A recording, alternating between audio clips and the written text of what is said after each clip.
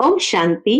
आज 8 जनवरी 2023 के बाबा के अव्यक्त मधुर महावाक्य सुनेंगे। ये अव्यक्त मधुर महावाक्य अव्यक्त बाप दादा ने 23 अप्रैल 1993 को सुनाए थे।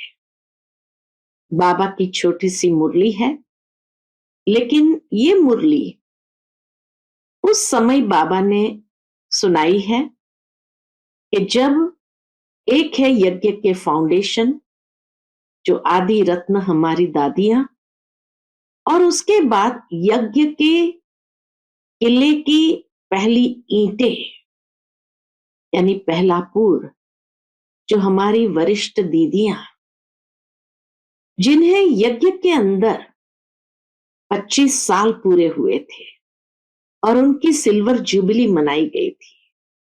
उस अवसर पर विशेष दादी ने बाप दादा को निमंत्रण दिया था कि आकर के सबको ब्लेसिंग्स दे, वरदान दे। तो बाबा आधा घंटे के लिए आए थे और उस समय सभी को वरदान दिया, मधुबन निवासियों से मिले और बाप दादा चले गए थे। उस समय बाबा ने सबको निश्चय बुद्धि भव, अमर भव का वरदान दिया। तो सुनते हैं बाबा के मधुर महावाक्य। ओम शांति। आज की मुरली का शीर्षक है निश्चय बुद्धि भव, अमर भव। आज बाप दादा सर्व अति स्नेही, आदि से यज्ञ की स्थापना के सहयोगी, अनेक प्रकार के आए हुए भिन्न भिन्न समस्याओं के पेपर में निश्चय बुद्धि विजयी बन पार करने वाली आदि स्नेही, सहयोगी, अटल अचल आत्माओं से मिलन मनाने आए हैं। आदि स्नेही, सहयोगी, अटल अचल आत्माओं से मिलन मनाने आए हैं। निश्चय के सब्जेक्ट में पास हो। बाबा ने सबको बधाई दिया। निश्चय की सब्जेक्ट में पास हो चलने वाले बच्चों के पास आए हैं। तो निश्चय के सब्जेक्ट में पास हो ऐसे चलने वाले बच्चों के पास बाबा आए हैं। यह निश्चय चाहे इस पुरानी जीवन में, चाहे अगले जीवन में भी सदा विजयी का अनुभव कराती रहेगी। सुंदर वरदान बाबा उन आत्माओं को दे रहे हैं। निश्चय का, अमर भव का वरदान सदा साथ रहे। विशेष आज जो बहुत काल की अनुभवी बुजुर्ग आत्माएं हैं, उन्हों के याद और स्नेह के बंधन में बंध कर बाप आए हैं। निश्चय की मुबारक। फिर बाबा कहे, एक तरफ यज्ञ अर्थात पांडवों के किले की जो नींव अर्थात फाउंडेशन आत्माएं हैं, आदि रत्न दादियां, वह भी सभी सामने है। और दूसरे तरफ आप अनुभवी आदि आत्माएं इस पांडवों के किले की दीवार की पहली ईंटें हो। तो एक है फाउंडेशन, दूसरी है इस किले की दीवार की पहली ईंटें हो। फाउंडेशन भी सामने है और आदि ईंटें जिनके आधार पर यह किला मजबूत बन विश्व की छत्र छाया बना, वह भी सामने है। तो जैसे बाप ने बच्चों के स्नेह में जी हजूर हाजिर विशेष निमंत्रण से बुलाया था, तो बाबा ने कहा जी हजूर हाजिर करके दिखाया, ऐसे ही सदा बाप दादा और निमित्त आत्माओं की श्रीमत व डायरेक्शन को सदा जी हाजिर करते रहना। सातवें बाबा ने आज्ञा भी किया कि सदा जी हाजिर करते रहना, कभी भी व्यर्थ मन मत व पर मत नहीं मिलाना। हाजिर हुजूर को जान श्रीमत पर उड़ते चलो। हाजिर हुजूर को जान श्रीमत पर उड़ते चलो। समझा? अच्छा। फिर मधुबन निवासियों को देखते हुए बाबा ने कहा, मधुबन निवासियों को सेवा की मुबारक देते हुए बाप दादा बोले, अच्छा, विशेष मधुबन निवासियों को बहुत बहुत मुबारक हो। सारा सीजन अपनी मधुरता और अथक सेवा से सर्व की सेवा के निमित्त बने। तो सबसे पहले सारी सीजन में निमित्त सेवाधारी विशेष मधुबन निवासियों को बहुत बहुत मुबारक। मधुबन है ही मधु अर्थात मधुरता। तो मधुरता सर्व को बाप के स्नेह में लाती है। मधुरता ही सर्व को बाप के स्नेह में ले आती है। इसलिए चाहे हॉल में हो चाहे चले गए हो, लेकिन सभी को विशेष एक एक डिपार्टमेंट को बाप दादा विशेष मुबारक सेवा की दे रहे हैं। और सदा अथक भव मधुर भव के वरदानों से बढ़ते उड़ते चलो। फिर बाप दादा की पर्सनल मुलाकात है। पहले ग्रुप से अलबेलापन कमजोरी लाता है, इसलिए अलर्ट रहो। सभी संगम युगी श्रेष्ठ आत्माएं हो ना। संगम युग की विशेषता क्या है जो किसी भी युग में नहीं है? संगम युग की विशेषता है, एक तो प्रत्यक्ष फल मिलता है और एक का पदम गुना प्राप्ति का अनुभव इसी जन्म में ही होता है। एक तो प्रत्यक्ष फल मिलता और दूसरा एक का पदम गुना प्राप्ति का अनुभव इसी जन्म में ही होता है। प्रत्यक्ष फल मिलता है ना। अगर एक सेकंड भी हिम्मत रखते हो तो मदद कितने समय तक मिलती रहती है। किसी एक की भी सेवा करते हो तो खुशी कितनी मिलती है। तो एक की पदम गुना प्राप्ति अर्थात प्रत्यक्ष फल इस संगम पर मिलता है। तो ताजा फ्रूट खाना अच्छा लगता है ना, तो आप सभी प्रत्यक्ष फल अर्थात ताजा फल खाने वाले हो, इसलिए शक्तिशाली हो। कमजोर तो नहीं है ना, सब पावरफुल है। कमजोरी को आने नहीं देना। जब तंदुरुस्त होते हो तब कमजोरी स्वतः खत्म हो जाती है। सर्वशक्तिवान बाप द्वारा सदा शक्ति मिलती रहती है, तो कमजोर कैसे होंगे? कमजोरी आ सकती है, कभी गलती से आ जाती है।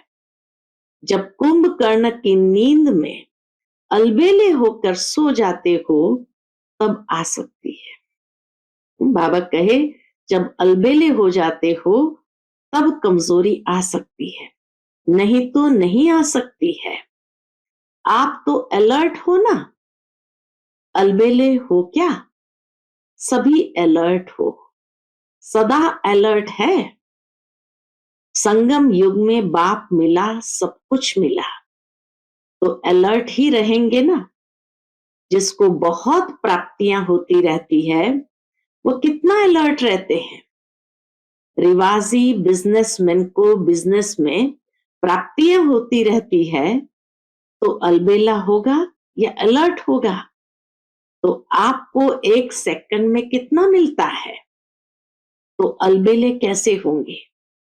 बाप ने सर्व शक्तियां दे दी। जब सर्व शक्तियां साथ है तो अलबेलापन नहीं आ सकता है। सदा होशियार, सदा खबरदार रहो। फिर बाबा ने यूके ग्रुप को देखते हुए कहा, यूके को तो बाप दादा कहते ही है ओके, तो जो ओके यानी बिल्कुल ठीक होगा, वह जब अलर्ट होगा तब तो ओके होगा ना। फाउंडेशन पावरफुल है, इसलिए जो भी टाल टालियां निकली है वह भी शक्तिशाली है। विशेष बाप दादा ने हाँ, विशेष बाप दादा ने, ब्रह्मा बाप ने अपने दिल से लंदन का पहला फाउंडेशन डाला है। ब्रह्मा बाप का विशेष लाडला है। लंदन जो है ब्रह्मा बाप का विशेष लाडला है। तो आप प्रत्यक्ष फल के सदा अधिकारी आत्माएं हो। कर्म करने के पहले फल तैयार है ही। ऐसे ही लगता है ना, या मेहनत लगती है। नाचते गाते फल खाते रहते हो, वैसे भी डबल विदेशियों को फल अच्छा लगता है ना। बाप दादा भी यूके अर्थात सदा ओके रहने वाले बच्चों को देख हर्षित होते हैं। अपना ये टाइटल सदा याद रखना, ओके। ये कितना बढ़िया टाइटल है। सभी सदा ओके रहने वाले और औरों को भी अपने चेहरे से, वाणी से, वृत्ति से ओके बनाने वाले। यही सेवा करनी है ना। अच्छा है, सेवा का शौक भी अच्छा है। जो भी जहां से भी आए हो, लेकिन सभी तीव्र पुरुषार्थी और उड़ती कला वाले हो। सबसे ज्यादा खुश कौन रहता है? नशे से कहो मैं सबसे ज्यादा खुश रहता हूं, सिवाय खुशी के और है ही क्या। खुशी ब्राह्मण जीवन की खुराक है। खुराक के बिना कैसे चलेंगे? चल रहे हो तो खुराक है, तभी तो चल रहे हो ना। स्थान भी बढ़ रहे हैं। देखो, पहले 3 पैर पृथ्वी लेना बड़ी बात लगती थी, और अभी क्या लगता है? सहज लगता है ना। तो लंदन ने कमाल की है ना। अभी 50 एकड़ जमीन मिली है जहां ऑक्सफोर्ड रिट्रीट हाउस बना। तो उस समय बाबा ने कहा, हिम्मत दिलाने वाले भी अच्छे हैं और हिम्मत रखने वाले भी अच्छे हैं। देखो, आप सबकी अंगुली नहीं होती तो कैसे होता? तो सभी यूके वाले लकी है और उंगली देने में बहादुर है। फिर दूसरे ग्रुप से बाबा मिले। अपनी सर्व जिम्मेदारियां बाप को देकर बेफिक्र बादशाह बनो। सदा अपने को बेफिक्र बादशाह अनुभव करते हो या थोड़ा थोड़ा फिक्र है? क्योंकि जब बाप ने आपकी जिम्मेवारी ले ली तो जिम्मेवारी का फिक्र क्यों?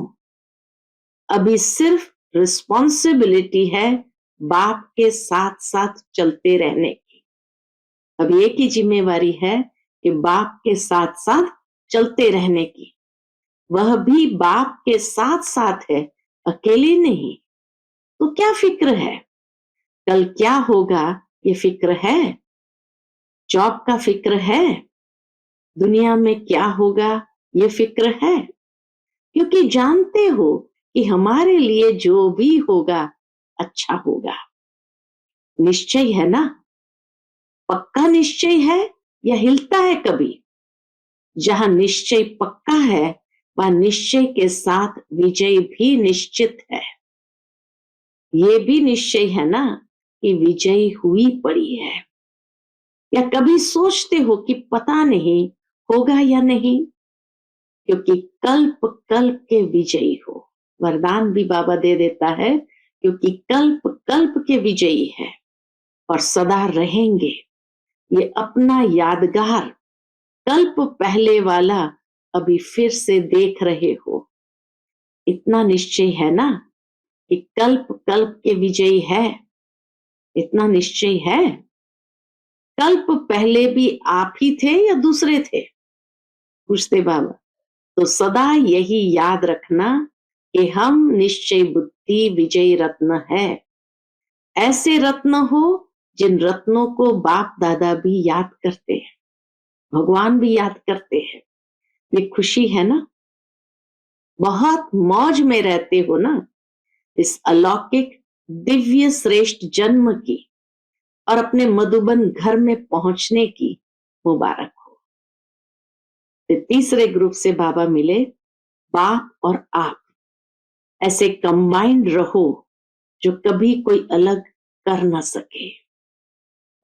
बाप और आप ऐसे कंबाइंड रहो जो कभी कोई अलग न कर सके। सभी अपने को सदा बाप और आप कंबाइंड है ऐसा अनुभव करते हो। जो कंबाइन होता है उसे कभी भी कोई भी अलग नहीं कर सकता। आप अनेक बार कंबाइंड रहे हो, अभी भी हो और आगे भी सदा रहेंगे। ये पक्का है? पूछते बाबा कि सदा कंबाइंड पहले भी थे, अभी भी हैं और आगे भी सदा रहेंगे। ये पक्का है? तो इतना पक्का कंबाइंड रहना तो सदैव स्मृति रखो कि कंबाइंड थे, कंबाइंड है और कंबाइंड रहेंगे। कोई की ताकत नहीं जो अनेक बार के कंबाइंड स्वरूप को अलग कर सके। तो प्यार की निशानी क्या होती है? तो किसी ने कहा कंबाइंड रहना, क्योंकि शरीर से तो मजबूरी में भी कहां कहां अलग रहना पड़ता है। प्यार भी हो लेकिन मजबूरी से कहां अलग रहना भी पड़ता है। लेकिन यहां तो शरीर की बात ही नहीं, एक सेकंड में कहां से कहां पहुंच सकते हो। आत्मा और परमात्मा का साथ है।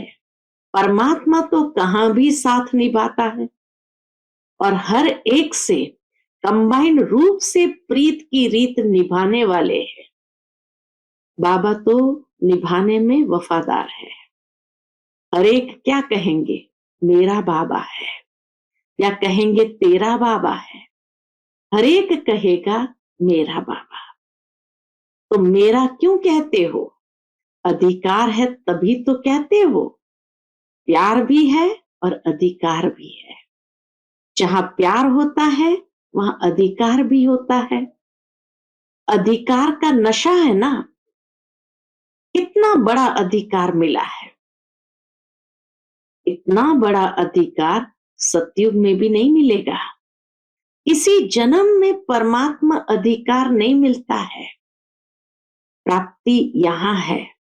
प्रारब्ध सतयुग में है लेकिन प्राप्ति का समय अभी है। तो जिस समय प्राप्ति होती है उस समय कितनी खुशी होती है।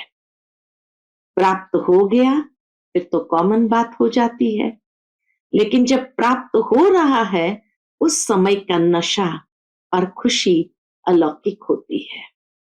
तो कितनी खुशी और नशा है, क्योंकि देने वाला भी बेहद का है तो दाता भी बेहद का और मिलता भी बेहद का है।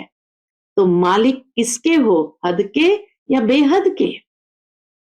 तीनों लोक अपने बना दिए हैं। तीनों लोक अपने बना दिया है। मूल वतन सूक्ष्म वतन हमारा घर है और स्थूल वतन में तो हमारा राज्य आने वाला ही है। तीनों लोकों के अधिकारी बन गए। तो क्या कहेंगे? अधिकारी आत्माएं। कोई अप्राप्ति है तो क्या गीत गाते हो? तो किसी ने कहा पाना था वह पा लिया। तो बाबा कहे पाना था वह पा लिया, अभी कुछ पाने को नहीं रहा। तो ये गीत गाते हो या कोई अप्राप्ति है? पैसा चाहिए, मकान चाहिए, नेता की कुर्सी चाहिए, कुछ नहीं चाहिए। क्योंकि कुर्सी होगी तो भी एक जन्म का भी भरोसा नहीं। और आपको कितनी गारंटी है? 21 जन्मों की गारंटी है। बाबा कहे गारंटी कार्ड माया तो चोरी नहीं कर लेती है। जैसे यहाँ पासपोर्ट खो लेते हैं तो कितनी मुश्किल हो जाती है। तो गारंटी कार्ड माया तो नहीं ले लेती है, छुपा छुपी करती है।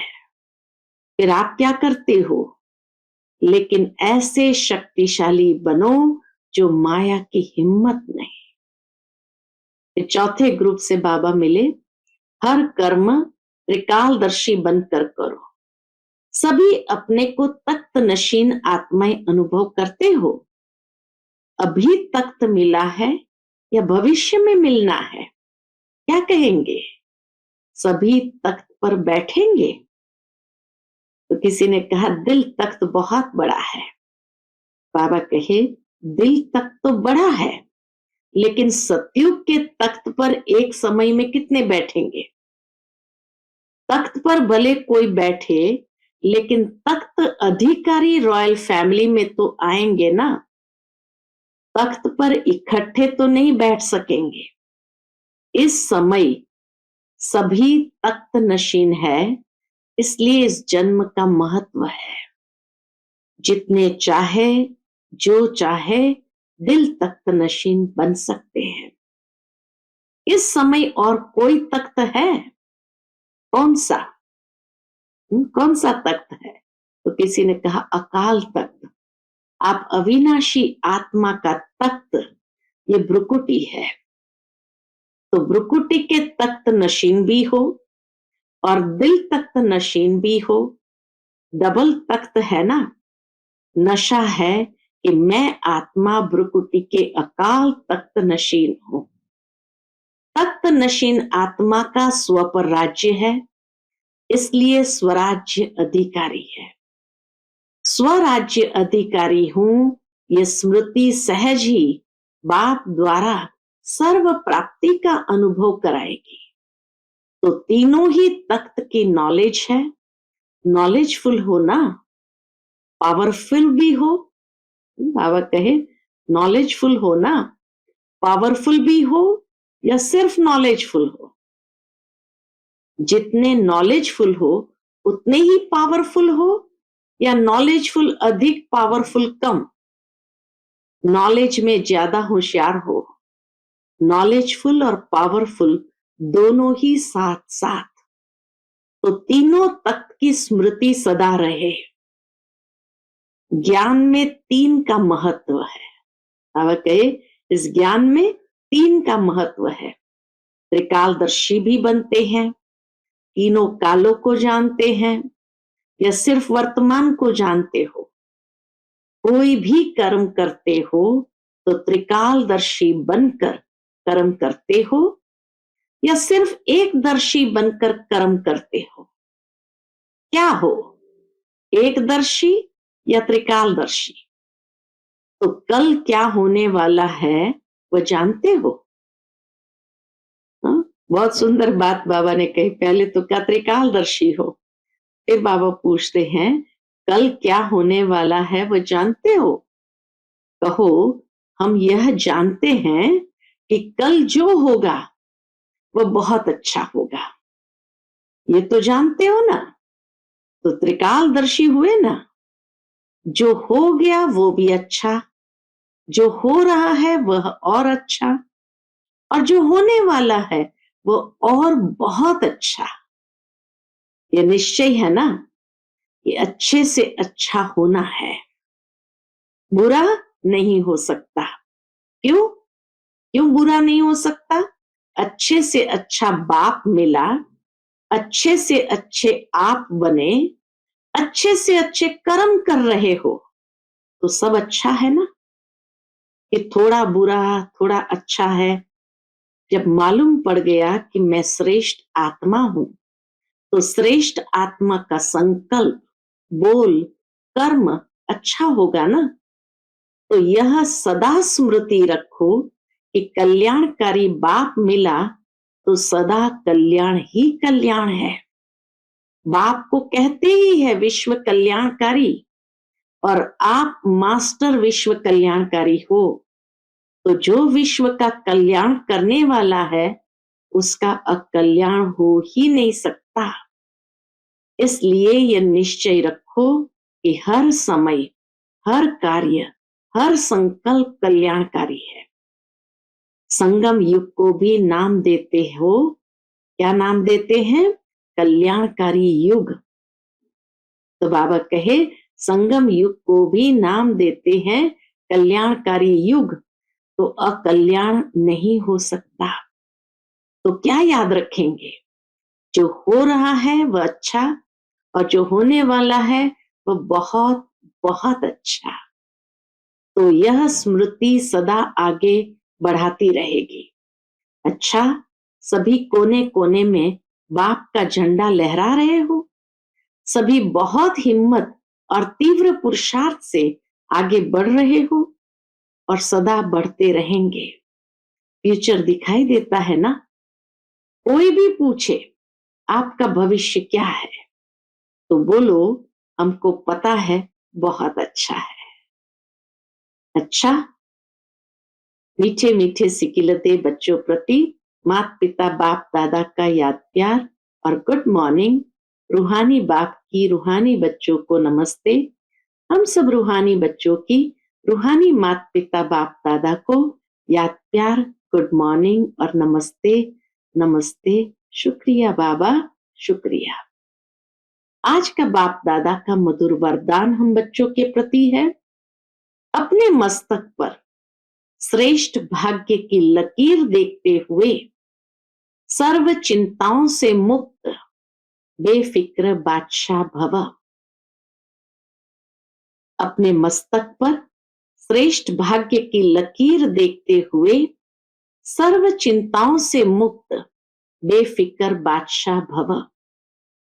बेफिक्र रहने की बादशाही सब बादशाहियों से श्रेष्ठ है। अगर कोई ताज पहनकर तख्त पर बैठ जाए और फिक्र करता रहे तो यह तख्त हुआ या चिंता। भाग्य विधाता भगवान ने आपके मस्तक पर श्रेष्ठ भाग्य की लकीर खींच दी, बेफिक्र बादशाह हो गए। तो सदा अपने मस्तक पर श्रेष्ठ भाग्य की लकीर देखते रहो। वाह मेरा श्रेष्ठ ईश्वरीय भाग्य।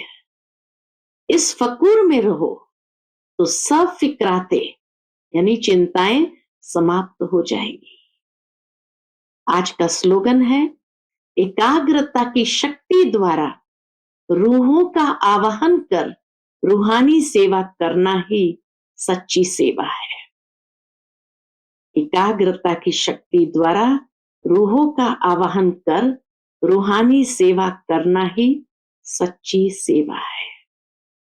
शाह ओम शाह।